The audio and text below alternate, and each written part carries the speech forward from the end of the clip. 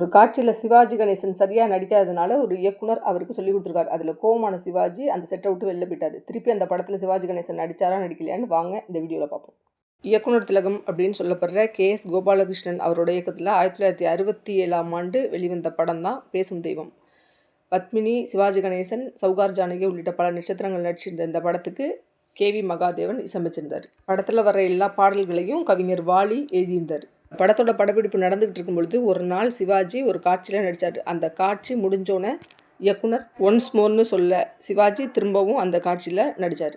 திரும்பவும் ஒன்ஸ் மோர்னு சொல்ல இப்படியே 6 முறை சிவாஜியை திரும்ப நடிக்க சொல்லிக்கிட்டு இருந்தார் இயக்குனர். அதுக்கப்புறமும் திருப்தி இல்லாத இயக்குனர் திரும்பவும் ஒன்ஸ் மோர் அப்படின்னு சொல்ல சிவாஜி இயக்குனர் பக்கத்தில் வந்து இந்த காட்சியில் எனக்கு தெரிஞ்ச மாதிரி எப்படி நடிக்க முடியுமோ அப்படிலாம் நடித்து காட்டிட்டேன். இதுக்கு மேலே எப்படி நடிக்கணும்னு எனக்கு தெரியல, நீ நடிச்சு காட்டு, அதுக்கப்புறம் அதை பார்த்துட்டு அதே மாதிரி நான் நடிக்கிறேன் அப்படின்னு சொல்லிட்டாரு. இதை கேட்ட இயக்குனர் கே.எஸ். கோபாலகிருஷ்ணன், அண்ணே உங்களுக்கு நான் எப்படி நடிச்சு காட்டுறது, தயவு செஞ்சு திரும்ப ஒரே ஒரு முறை நடிச்சிருங்களேன் அப்படின்னு சொல்லுவார்னு செட்டில் இருந்த எல்லாரும் எதிர்பார்த்தாங்க.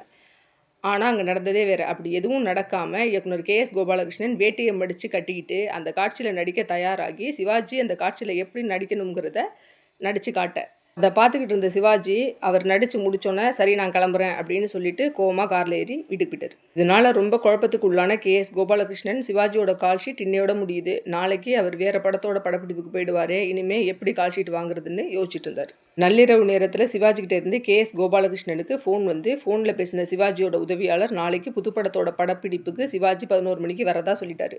அதனால காலையில் 7 மணிக்கு உங்களை ரெடியாக இருக்க சொன்னார் அப்படின்னு சொல்கிறாரு.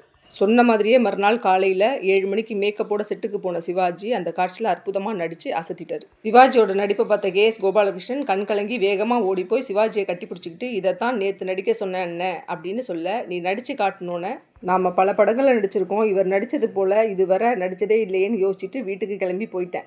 வீட்டில் போய் கண்ணாடி முன்னாடி நின்று நீ நடித்தது மாதிரியே 20 முறைக்கு மேலே நடித்து பார்த்தேன். என் நடிப்பு மேலே எனக்கே திருப்தி வந்த பிறகு தான் உனக்கு ஃபோன் பண்ணி நாளைக்கு ஷூட்டிங்கை வச்சுக்கலாம் அப்படின்னு சொன்னேன் அப்படின்னு சிவாஜி கணேசன் இயக்குனர் கே.எஸ். கோபாலகிருஷ்ணன்ட்ட சொன்னார். இந்த வீடியோ உங்களுக்கு பிடிச்சிருந்தால் லைக் பண்ணுங்கள், ஷேர் பண்ணுங்கள், சப்ஸ்கிரைப் பண்ணுங்கள், கமெண்ட் பாக்ஸில் மறக்காமல் கமெண்ட் பண்ணுங்கள். நன்றி, வணக்கம்.